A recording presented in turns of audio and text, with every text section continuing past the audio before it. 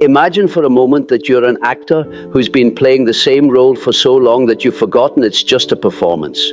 You wake up every morning, put on the same mask, make the same decisions, follow the same script, but deep down, something feels wrong, something feels empty. Now imagine discovering that this isn't just a metaphor, but your actual reality. That the life you think you're living, the dreams you think you're chasing, the person you think you are, might all belong to someone else. What if I told you that right now, as you listen to these words, you might be living a completely borrowed existence without even realizing it? And what if I told you that there's a way to reclaim your authentic life, but it requires facing the one thing you've spent your entire life running from? Today, I want to share with you one of my most profound discoveries, the terrifying truth that until you embrace your shadow, you'll inevitably live someone else's life. This isn't just another abstract psychological theory. This is about the very foundation of who you are and who you're meant to become. By the end of our journey together, you'll understand why your shadow isn't your enemy, but your greatest ally in creating an authentic life. You'll discover how the parts of yourself you've been hiding are actually the keys to your freedom. And most importantly, you'll learn how embracing your shadow is the only way to stop living according to other people's expectations and start living according to your own truth. Throughout my years as a psychologist, I have come to understand something that most people never realize. The life you think you're living might not be your own at all. I have observed that when we reject, suppress, or deny aspects of ourselves, we don't just lose touch with those parts. We actually hand over control of our lives to external forces, to society's expectations, to our parents' dreams, to our culture's definitions of success. Think about it for a moment. How many of your current goals are truly yours? How many of your fears stem from what others might think? How many opportunities have you passed up because they didn't align with who you think you should be? These questions aren't meant to make you feel bad. They're meant to wake you up to a possibility that could change everything. My concept of the shadow represents all the parts of ourselves that we've learned to hide, the emotions we're not supposed to feel, the desires we're not supposed to have, the thoughts we're not supposed to think, the aspects of our personality that don't fit into the neat little box that society has created for us. But here's what most people don't understand. These rejected parts don't just disappear. They don't fade away into nothingness. Instead, they continue to influence our lives from the shadows operating beneath our conscious awareness. When you reject your shadow, you don't eliminate it. You give it the power to control you from behind the scenes. And when your shadow is in control, you're not living your life. You're living a reaction to your life. You're making choices based on what you're trying to avoid rather than what you're trying to embrace. Consider this. Every time you make a decision to avoid conflict, you might be letting your shadow's fear of confrontation choose your path. Every time you stay in a job that drains you because it's safe, you might be letting your shadow's fear of failure dictate your career. Every time you hold back your true opinions because you're afraid of judgment, you might be letting your shadow's need for approval write your story. I myself experienced this firsthand in my own life. I spent years trying to live up to my father's expectations, trying to be the perfect son, the perfect student, the perfect professional. But the more I tried to fit into these roles, the more disconnected I felt from my authentic self. It wasn't until I began to explore and embrace my own shadow that I discovered my true calling and became the psychologist I was meant to be. But what does it actually mean to live someone else's life? When you reject your shadow, you become what I call a persona, a mask that you wear to fit into the world. The persona isn't necessarily bad. It's a necessary part of functioning in society. But when the persona becomes your entire identity, when you lose touch with the parts of yourself that don't fit the mask, you stop being authentic and start being performative. Imagine an actor who has played the same role for so long that they've forgotten who they are when the cameras stop rolling. This is what happens when we live exclusively through our personas. We become so good at playing the part that we lose touch with our authentic selves. And when we lose touch with our authentic selves, we lose touch with our authentic desires, our authentic purpose, our authentic way of being in the world.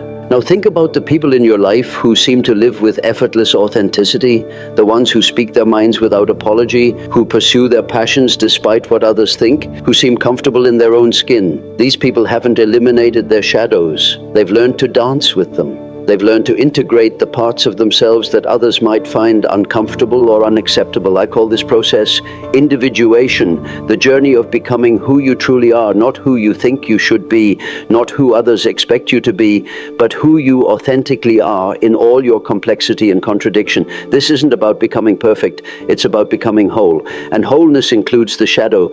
But here's where it gets really interesting. I have discovered that the shadow isn't just about negative traits, it's also about positive qualities that we've rejected or suppressed. Maybe you've been taught that it's selfish to want recognition, so you've suppressed your natural desire to be seen. Maybe you've been told that anger is always bad, so you've rejected your healthy capacity for righteous indignation. Maybe you've learned that creativity is impractical, so you've buried your artistic nature. These suppressed positive qualities are what I call the golden shadow, and they're just as important to reclaim as the more obviously difficult aspects of ourselves. When you reject your golden shadow, you reject your own potential. You reject the very qualities that could make your life extraordinary. Let me share a story that illustrates this perfectly.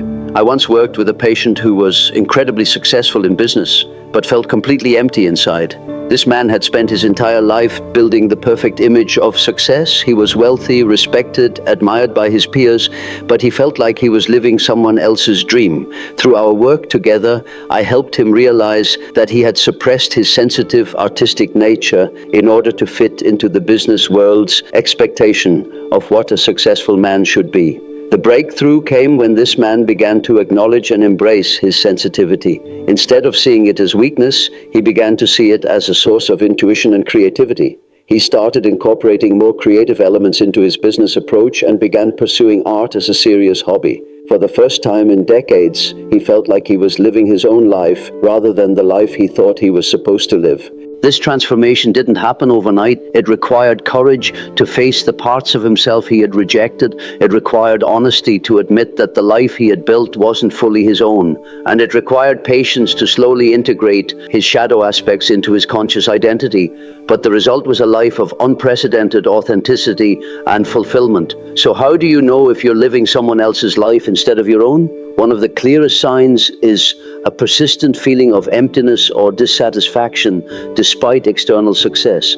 You might have everything you thought you wanted, but still feel like something is missing. You might find yourself constantly seeking validation from others because you've lost touch with your own inner compass.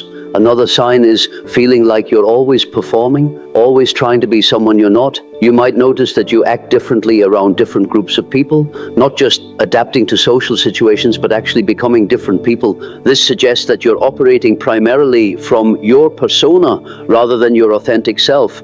You might also notice that you're triggered by certain types of people or behaviors, particularly those that represent qualities you've rejected in yourself. If you find yourself having strong emotional reactions to others, it's often because they're embodying aspects of your shadow that you haven't yet integrated. I believe that our strongest reactions to others are often projections of our own unconscious material. If someone's confidence irritates you, it might be because you've suppressed your own desire to be confident. If someone's vulnerability makes you uncomfortable, it might be because you've rejected your own need to be vulnerable. But here's the hopeful truth. Once you begin to embrace your shadow, you start to reclaim your authentic power. You stop being at the mercy of unconscious forces and start making conscious choices. You stop living in reaction to what you're trying to avoid and start living in alignment with what you truly want. The process begins with awareness. Start paying attention to your emotional reactions, particularly the ones that seem disproportionate or intense. Ask yourself, what aspects of your personality have you learned to hide? What parts of yourself do you judge most harshly? What qualities in others trigger strong reactions in you?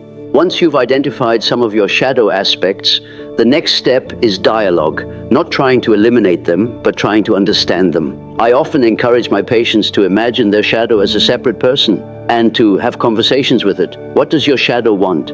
What is it trying to protect you from? What gifts might it be offering you? This might sound strange, but remember, your shadow developed for a reason. It's not inherently evil or destructive. It's often a collection of survival strategies and protective mechanisms that served you at some point in your life, but that may no longer be serving you now. For example, if you've suppressed your anger, it might be because expressing anger wasn't safe in your childhood environment.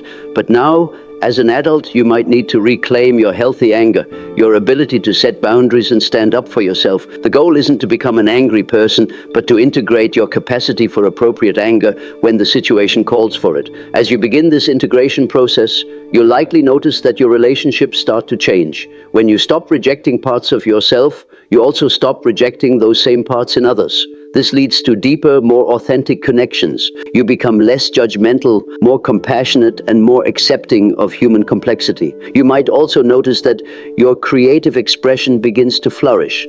When you're not spending energy suppressing parts of yourself, you have more energy available for creative pursuits. The shadow is often where our greatest creative potential lies, because it's where we've stored the parts of ourselves that don't fit conventional expectations. But perhaps most importantly, you'll begin to make decisions from a place of authentic desire rather than fear or obligation. You'll start choosing paths that align with your true nature rather than paths that you think you should choose. This is when you truly begin living your own life rather than someone else's. I understand that this process of shadow integration isn't just about individual healing, it's about collective healing as well. When you embrace your shadow, you stop projecting your unconscious material onto others. You become less likely to demonize or idealize other people and more likely to see them as complex human beings, just like yourself. Imagine a world where more people embraced their shadows instead of projecting them onto others, where people owned their anger instead of acting it out unconsciously, where people acknowledge their vulnerability instead of hiding behind walls of false strength. This is the world I envision, and it begins with each of us doing our own shadow work. The journey of embracing your shadow isn't always comfortable. It requires facing parts of yourself that you've been taught to reject. It requires challenging the beliefs and expectations that have shaped your identity. But this discomfort is temporary. The freedom that comes from living authentically is permanent. As you continue this work, you'll discover that your shadow isn't your enemy, it's your ally. It's not the dark force trying to destroy your life. It's the hidden strength waiting to complete your life. When you embrace your shadow, you don't become a worse person. You become a more complete person. You stop being afraid of your own complexity and start celebrating it. You stop trying to be perfect and start trying to be whole. You stop living someone else's life and start living your own. And in living your own life, you give others permission to live theirs. My message is clear and powerful. Until you embrace your shadow, you live someone else's life. But once you do embrace it, once you integrate all aspects of yourself into a coherent whole, you'll discover what it truly means to live authentically. You'll find that the life you've been searching for has been waiting inside you all along. The choice is yours. You can continue to live according to external expectations, rejecting the parts of yourself that don't fit the mold, or you can begin the courageous journey of embracing your complete self, shadow, and all. The path isn't easy, but the destination is worth it. A life of authenticity, purpose, and genuine fulfillment. Your shadow is calling, not to destroy you, but to complete you, not to make you worse, but to make you whole. The question is, are you ready to answer that call? Are you ready to stop living someone else's life and start living your own? The journey begins with a single step. The courage to look within and embrace all of who you are. Remember, this isn't about becoming someone new. It's about becoming who you've always been underneath the layers of conditioning and expectation. Your authentic self is waiting, and your shadow is the key to setting it free. The time has come to reclaim your life, to embrace your shadow, and to discover what it truly means to live as yourself. What will you discover when you finally have the courage to look in the mirror and see not just the person you've been trying to be, but the person you truly are? Your shadow knows the answer, and it's waiting for you to ask the question. Are you ready to embrace your shadow and finally start living your own life?